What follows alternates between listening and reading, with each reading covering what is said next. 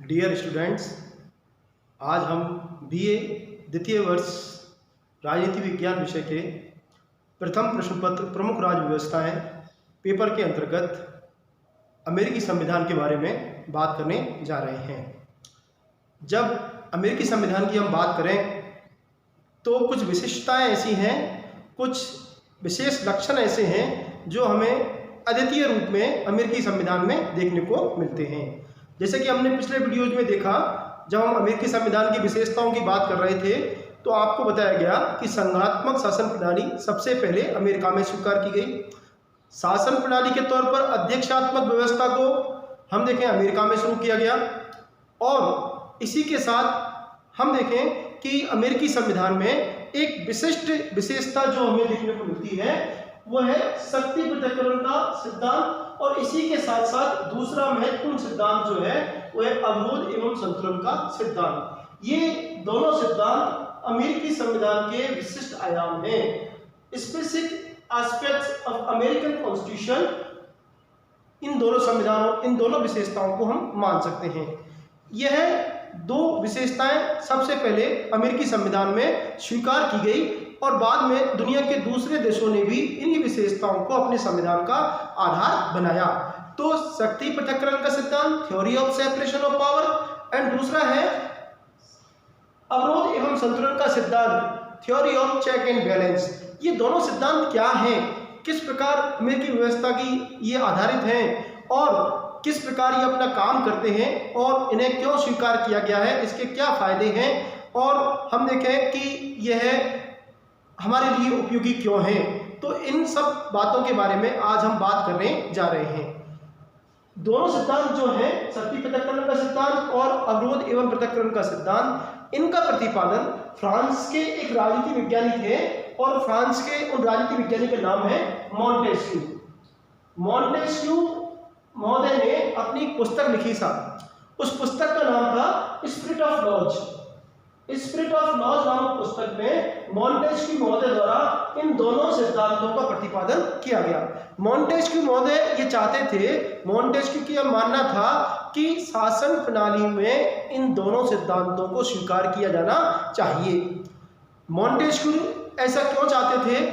Montesquieu चाहते थे कि शासन प्रणाली व्यक्ति की स्वतंत्रता का हनन ना करे, व्यक्ति की स्वतंत्रता का उल्लंघन ना करे। तो शासन के ऊपर पर्याप्त नियंत्रण होने चाहिए जिससे शासन प्रणाली सर्वाधिकारवादी ना हो सके। तो उस शासन प्रणाली को, सरकारों को सर्वाधिकारवादी बनाने से रोकने के लिए और व्यक्ति की स्वतंत्रता की रक्षा करने के लिए मॉन्टेस्क्यू द्वारा इन दो सिद्धांतों का प्रतिपादन किया गया। मॉन्टेस्क्यू फ्रांस के रहने वाले थे और फ्रांस में उन्होंने इस पीड़ा को देखा, इस समस्या को देखा और जब उन्होंने ब्रिटेन की यात्रा की तो भूलवश उन्हें ब्रिटेन में ये दो विशेषताएं दिखाई दी। हालांकि ये दो विशेषताएं ब्रिटेन में मौजूद नहीं थी, पर उन्हें ऐसा आभास हुआ, उन्हें ऐसा अनुभव हुआ कि ब्रिटेन में ये दो विशेषताएं मौजूद हैं और इन्होंने इन्हीं के आधार पर इन सिद्धांतों का प्रतिपादन कर दिया। बाद में जब अमेरिकी संविधान निर्माता अपने यहाँ संविधान का निर्माण कर रहे थे तो उन्होंने इस सिद्धांत को, इन सिद्धांतों को अमेरिकी संविधान का या अमेरिकी शासन का आधारभूत विशेषता के रूप में स्वीकार कर लिया। तो इस प्रकार से मॉन्टेस्क्यू की देन कहा जाता है इन दोनों सिद्धांतों को और पहली बार अमेरिकी संविधान में इन विशेषताओं को स्वीकार किया गया। इनका अर्थ क्या है? तो हम सबसे पहले बात करें शक्ति पृथक्करण सिद्धांत, थ्योरी ऑफ सेपरेशन पावर। इस सिद्धांत को समझने से पहले हम ये देखें कि शासन की, गवर्नमेंट, सरकार जिसे हम बोलते हैं, परंपरागत तौर पर यह माना जाता है कि सरकार के शासन के तीन अंग होते हैं, कार्यपालिका, व्यवस्थापिका और न्यायपालिका, एग्जीक्यूटिव, लेजिस्लेटिव एंड जुडिशरी। तीनों का अपना एक निर्धारित कार्य है। जैसे कार्यपालिका का काम है कानूनों को लागू करना, शासन का संचालन करना, विधायिका, व्यवस्थापिका, लेजिस्लेटिव का काम है कानूनों का निर्माण करना और जुडिशरी का काम है, न्यायपालिका का काम है संविधान की रक्षा करना, कानूनों की व्याख्या करना। तो तीनों के अपने अपने निर्धारित क्या है, कर्तव्य हैं। ये तीनों अपने अपने निर्धारित कर्तव्यों का निर्वहन करते हैं। तो देखिए साहब, समझने की बात जो है, शासन की शक्तियां किसी एक बिंदु पर केंद्रित नहीं है, अपितु शासन की इन शक्तियों को कितने अंगों के बीच में विभाजित कर दिया गया है? 3 अंगों के बीच में क्या कर दिया गया है? अलग अलग, पृथक, सेपरेट। तो ये शासन की शक्तियां एक बिंदु पर केंद्रित ना होकर के अलग अलग भागों में क्या है? विभाजित हैं। और इन तीनों के बीच हम देखें परस्पर संबंध भी है। तो ये शासन जो है इस प्रकार सुगमता पूर्वक चलता है। और इसके परिणाम स्वरूप हम देखें कि सरकार द्वारा किसका हनन नहीं होता? व्यक्ति की स्वतंत्रता का हनन नहीं होता, जो कि एक महत्वपूर्ण उद्देश्य था, महत्वपूर्ण लक्ष्य था। किनका? अमेरिकी संविधान निर्माताओं का। मेडिसन, जो कि अमेरिकी संविधान सभा के बड़े मुखर व्यक्ति थे, उनकी ये इच्छा थी कि हम अपने संविधान का आधार इस मॉन्टेस्क्यू के शक्ति पृथक्करण सिद्धांत को बनाएं। तो इसी की व्यवस्था के अंतर्गत हम देखें, व्यक्ति की स्वतंत्रता की रक्षा करने के लिए liberty of individual to safeguard और लिबर्टी ऑफ इंडिविजुअल, उन्होंने शासन की शक्तियों को 3 भागों में बांट दिया। अब अमेरिका में राष्ट्रपति जो है वो किसका प्रतिनिधित्व कर रहा है? कार्यपालिका का। व्यवस्थापिका के तौर पर हमें क्या दिखाई देती है? वहां कांग्रेस। और ये कांग्रेस के 2 सदन है साहब, उच्च सदन और निम्न सदन। कांग्रेस का जो उच्च सदन है वह क्या है? सीनेट। और कांग्रेस वहां की जो व्यवस्थापिका है उसका निम्न सदन जो है वह है प्रतिनिधि सभा। और अमेरिका में जो न्यायपालिका है, जुडिशरी जो है, उसको संघीय सर्वोच्च न्यायालय बोलते हैं। तो संविधान की जो प्रथम 3 धाराएं हैं, प्रथम 3 अनुच्छेद हैं, उन प्रथम 3 अनुच्छेदों में क्रम से यह बताया गया है कि विधायी शक्तियां किसके पास है? कांग्रेस के पास है। कार्यपालिका शक्ति किसके पास है? राष्ट्रपति के पास है। और न्यायिक शक्तियां किसके पास है? जुडिशरी के पास है। तो तीनों अंग अपनी अपनी शक्तियों का प्रयोग करेंगे। तीनों में इन शासन की शक्तियों को विभाजित कर दिया गया है। तो इसी व्यवस्था को हम क्या बोल रहे हैं? शक्ति पृथक्करण का सिद्धांत बोल रहे हैं। एक इसको हम इस तरह से भी देख सकते हैं कि इन तीनों के बीच शक्ति पृथक्करण सिद्धांत जब विभाजन हो गया, पृथक पृथक हो गई, तो परस्पर संबंध भी नहीं होना चाहिए, अर्थात ये अपना अपना काम कर सकें।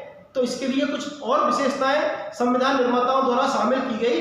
जब 1987 में फिलाडेल्फिया सम्मेलन के माध्यम से अमेरिकी राज्यों के प्रतिनिधियों द्वारा संविधान का निर्माण किया जा रहा था, तब कुछ विशेषताओं को इस प्रकार से शामिल किया गया जिससे कि सुगमता से, आसानी के साथ किसका पालन हो सके? शक्ति पृथक्करण की सिद्धांत का पालन हो सके।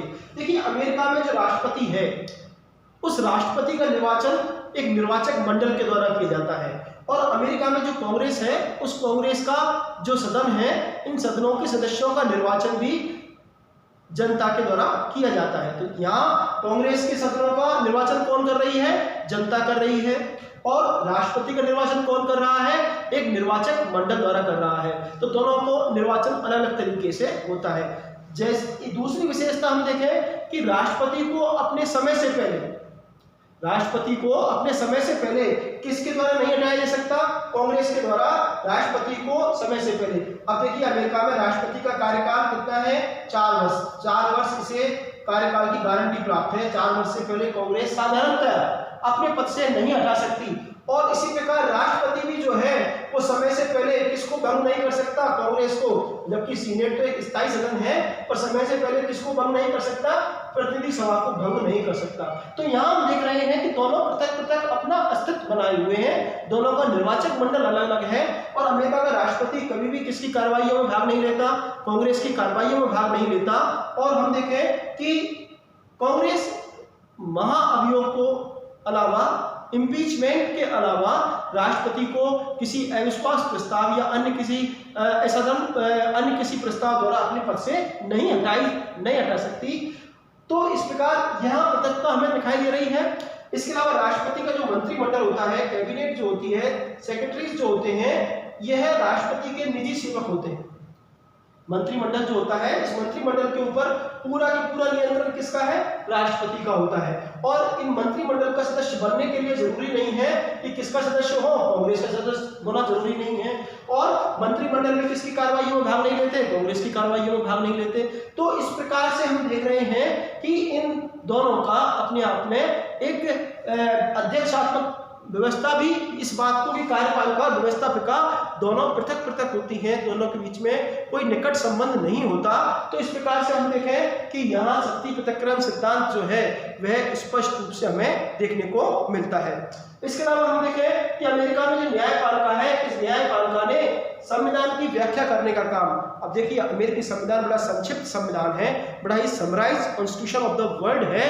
तो ऐसी स्थिति में संविधान की व्याख्या करने का काम और निहित शक्तियों के सिद्धांत के आधार पर न्यायिक पुनरावलोकन की व्यवस्था को अपने हाथ में ले लिया है। और न्यायिक पुनरावलोकन की व्यवस्था को अपने हाथ में ले लिया है तो यहाँ देखें न्यायपालिका का अपना पृथक कार्य क्षेत्र है, संविधान की व्याख्या ये करती है। तो इस प्रकार ये तीनों अंग जो हैं, इन तीनों अंगों का अपना पृथक पृथक कार्य क्षेत्र है और इसी को हम क्या कह रहे हैं, शक्ति पृथक्करण का सिद्धांत कह रहे हैं। और इस सिद्धांत से वास्तविक रूप में व्यवहारिक तौर पर सबसे बड़ा जो फायदा है वह यह है कि सरकार निरंकुश नहीं बनती, सर्वाधिकारवादी नहीं बनती, सरकार उत्तरदायी बनी रहती है। सरकार के तीनों अंग जो हैं, इन तीनों के बीच यह गलतफहमी नहीं आती कि सर्वे सर्वा हम हैं या अपनी शक्तियों का ये दुरुपयोग नहीं कर सकते। और हम देखें कि इससे परिणाम स्वरूप सबसे बड़ा फायदा जो हमें मिलता है वो ये है कि शासन से व्यक्ति की स्वतंत्रता की रक्षा आसानी से हो जाती है, जो कि अमेरिकी संविधान निर्माताओं का एक बड़ा उद्देश्य था। इसी शक्ति पृथक्करण के सिद्धांत के समानांतर दोनों सिद्धांत साथ साथ चलते हैं। तो शक्ति पृथक्करण के सिद्धांत के समानांतर एक दूसरा सिद्धांत भी काम करता है, अर्थात इस सिद्धांत को लागू करने के लिए इस सिद्धांत का होना जरूरी है।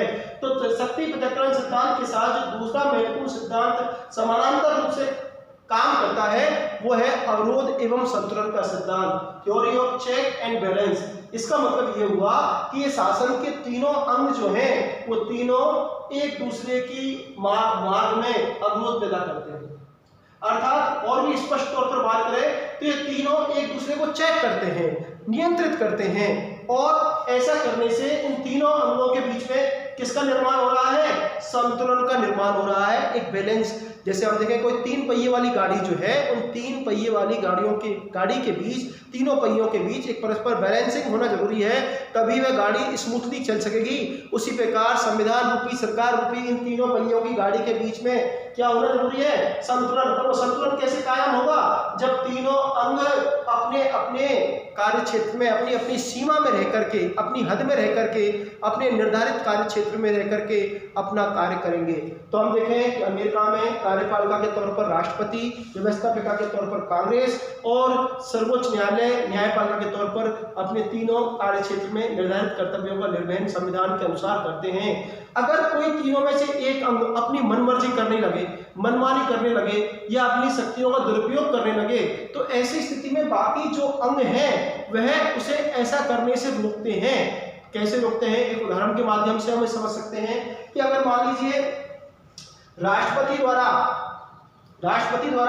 कांग्रेस द्वारा पारित विधेयकों को निषेधाधिकार वीटो का प्रयोग किया जाए, बार बार वीटो का प्रयोग किया जाए, अनुमति नहीं दी जाए, तो ऐसी स्थिति में अमेरिकी कांग्रेस में व्यवस्था की गई है कि अगर अमेरिकी कांग्रेस उस विधेयक को दोबारा 2/3 बहुमत से पारित कर देती है तो ऐसी स्थिति में बिना राष्ट्रपति की अनुमति के वह विधेयक क्या बन जाता है, कानून बन जाता है। अमेरिकी संविधान में एक विशेषता है सीनेटियल कर्टसी, सीनेट की शिष्टता। तो सीनेट की शिष्टता के तहत हम देखें कि इसमें क्या बात है कि अमेरिकी राष्ट्रपति कार्यकारी प्रमुख होने के नाते कई प्रकार की नियुक्तियां करता है, मेक डिफरेंट अपॉइंटमेंट्स, राजदूतों की नियुक्ति करता है, न्यायाधीशों की नियुक्ति करता है या हम देखें अन्य प्रशासनिक अधिकारियों की नियुक्ति करता है। तो जब नियुक्तियां करता है तो उन नियुक्तियों के लिए उसे सहमति लेनी पड़ती है। किसकी सहमति लेनी पड़ती है, सीनेट की सहमति। बिना सीनेट की सहमति के वो नियुक्तियां नहीं कर सकता। तो यहाँ हम देखें कि राष्ट्रपति को किसे विश्वास में लेना होता है, कांग्रेस को विश्वास में लेना होता है और अपने शासन को चलाने के लिए पर्याप्त मात्रा में उसे बजट की आवश्यकता होती है। वो बजट कौन पारित करती है, कांग्रेस पारित करती है।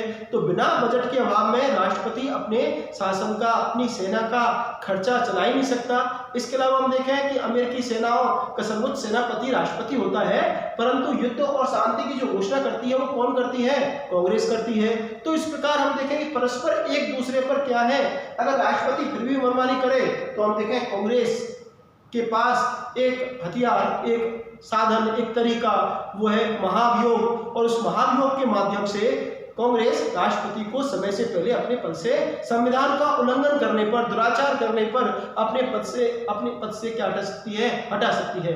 हालांकि अमेरिका के संवैधानिक इतिहास में अभी तक ऐसा नहीं हुआ कि किसी भी राष्ट्रपति के विरुद्ध महाभियोग पारित किया गया हो। शुरुआत भले ही हुई, पर प्रक्रिया में आने से पहले ही संबंधित राष्ट्रपति द्वारा त्यागपत्र दे दिया गया, यह राष्ट्र के नाम माफी मांग ली गई। तो इस प्रकार हम देखें, कांग्रेस किसको नियंत्रित करती है? राष्ट्रपति को नियंत्रित करती है। और राष्ट्रपति भी किसको नियंत्रित करता है? कांग्रेस को, कांग्रेस के नाम संदेश भेजता है, राष्ट्र के नाम संबोधन देता है। तो इस प्रकार हम देखें, दोनों एक दूसरे को क्या कर रहे हैं? नियंत्रित कर रहे हैं। यहां हम देखें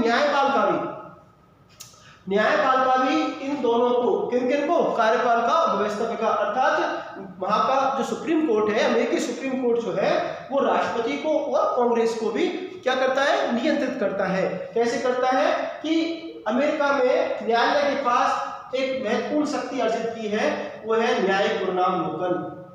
न्यायिक पुनरावलोकन, ये न्यायिक पुनरावलोकन क्या है साहब? जुडिशियल रिव्यू जिसे हम कह रहे हैं, पुनः अवलोकन करना। किसका अवलोकन करना? पुनः देखना। किसको देखना? कार्यपालिका द्वारा किए गए कार्यों को, व्यवस्थापिका द्वारा किए गए कार्यों का पुनः अवलोकन किया जाए। किसके द्वारा? न्यायपालिका के द्वारा। तो न्यायपालिका द्वारा संविधान के आधार पर जब कार्यपालिका के आदेशों की और व्यवस्थापिका द्वारा निर्मित विधियों की जांच की जाती है, समीक्षा की जाती है, और अगर कोई आदेश अथवा कानून संविधान के अनुरूप नहीं है, संविधान के विरुद्ध है, तो ऐसी स्थिति में सर्वोच्च न्यायालय उन आदेशों एवं कानूनों के ऊपर रोक लगा देता है, उन्हें विधि शून्य घोषित कर देता है। और न्यायपालिका की इसी शक्ति को क्या कहा गया है? न्यायिक पुनरावलोकन। अब देखिए, न्यायिक पुनरावलोकन का जो बात है वो अमेरिकी संविधान में लिखित रूप में नहीं है, तो ये अर्जित की हुई है। किसने? सुप्रीम कोर्ट ने।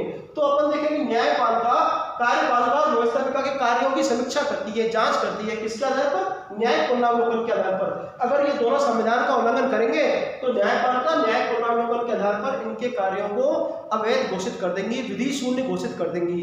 तो यहाँ भी हम देख रहे हैं कि न्यायालय इनको अपनी सीमा में, अपने हद में काम करने के लिए क्या करते हैं? मजबूर करते हैं। और अगर न्यायाधीश जो है वो अपने पद का दुरुपयोग करें, तो ऐसी स्थिति में हम देखें कि देखिए व्यवस्थापिका जो है, वो व्यवस्थापिका और कार्यपालिका मिलकर के हम देखें महाभियोग पारित कर सकते हैं। किसके विरुद्ध? न्यायाधीशों के विरुद्ध। उन्हें अपने पद से हटा सकते हैं। और न्यायाधीशों की नियुक्ति जो है वो किसके द्वारा की जाती है? राष्ट्रपति के द्वारा की जाती है। तो ये शासन के तीनों अंग जो है, वो तीनों अंग एक दूसरे को क्या कर रहे हैं? अवरोध, ब्रेक लगा रहे हैं। ब्रेक क्यों लगा रहे हैं? कि अगर इनके द्वारा अपने कार्यक्षेत्र का उल्लंघन किया जाए तो रोकने का काम करते हैं तीनों एक दूसरों, और तीनों एक दूसरे को। तो इससे इनके बीच परस्पर किसका निर्माण हो रहा है? संतुलन का निर्माण हो रहा है। और इसी यही हम कह रहे हैं अवरोध एवं संतुलन का सिद्धांत। तो यहाँ शक्ति पृथक्करण का सिद्धांत और अवरोध एवं संतुलन का सिद्धांत दोनों एक दूसरे के लिए परस्पर समानांतर, परस्पर पूरक, सप्लीमेंट्री। अगर हम इस सिद्धांत को स्वीकार कर रहे हैं तो अनिवार्य तौर पर हमें अपने संविधान में किसको भी शामिल करना होगा? अवरोध एवं संतुलन के सिद्धांत को शामिल करना होगा। और देखिए, अमेरिकी संविधान में लिखित रूप में इन दोनों ही सिद्धांतों का उल्लेख नहीं है, परंतु जब अमेरिकी संविधान कार्य रूप में हम जब देखते हैं तो वहां ये दोनों सिद्धांत अपने आदर्श रूप में हमें कार्य करते हुए दिखाई देते हैं। इस सिद्धांत को स्वीकार करने के क्या फायदे हैं? और वर्तमान में जितनी भी लोकतांत्रिक शासन प्रणालियां हैं, उन लोकतांत्रिक शासन प्रणालियों में लोकतंत्र की वृद्धि के लिए, लोकतंत्र की स्थापना के लिए और व्यक्ति की स्वतंत्रता की रक्षा करने के लिए अधिकांश देशों द्वारा इस दोनों व्यवस्थाओं को स्वीकार किया गया है। कई बार कुछ विशेषज्ञ यह कहते हैं कि इन दोनों सिद्धांतों के प्रयोग करने से हमें शासन में क्या दिखाई देता है? अलगाव दिखाई देता है, अर्थात हमें शासन में तारतम्यता दिखाई नहीं देती, क्योंकि ये तीनों अंग जो हैं वो एक दूसरे से पृथकता रखते हैं, एक दूसरे के मार्ग में अड़चनें पैदा करते हैं और एक दूसरे के लिए कई बार समस्या खड़ी हो जाती है, जो कि राष्ट्र हित में नहीं है, व्यक्तियों के हित में नहीं है। परंतु ऐसा कहना उचित नहीं है। अपितु इस सिद्धांत का उद्देश्य क्या है? इस सिद्धांत का उद्देश्य है व्यक्ति की स्वतंत्रता की रक्षा करना।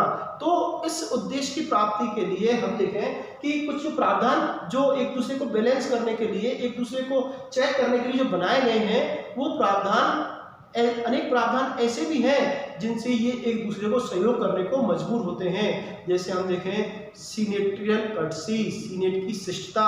तो सीनेट की शिष्टता के नाम पर राष्ट्रपति को अपनी नियुक्तियों को पारित कराने के लिए, अपनी संधि समझौतों को किससे पारित कराने के लिए, सीनेट से पारित कराने की आवश्यकता होती है। उसी प्रकार कांग्रेस को अपने द्वारा निर्मित कानूनों को पारित कराने के लिए किसकी सहमति आवश्यकता होती है, राष्ट्रपति की आवश्यकता होती है। तो यहाँ शासन जो समग्र रूप से काम कर रहा है, उस समग्र यूनिट के रूप में, एक इकाई के रूप में कार्य करने वाले शासन के लिए हम शक्ति पृथक्करण और अवरोध एवं संतुलन के सिद्धांत में कहीं कोई हमें दिक्कत पैदा नहीं होती, कहीं कोई समस्या पैदा नहीं होती, अपितु इसे हमें एक बहुत बड़ा फायदा व्यवहारिक तौर पर देखने को मिलता है। वो है शासन की सर्वाधिकारवाद से रक्षा और व्यक्ति की स्वतंत्रता की रक्षा। और हमें यह सिद्धांत भारत के संविधान में भी देखने को मिलता है।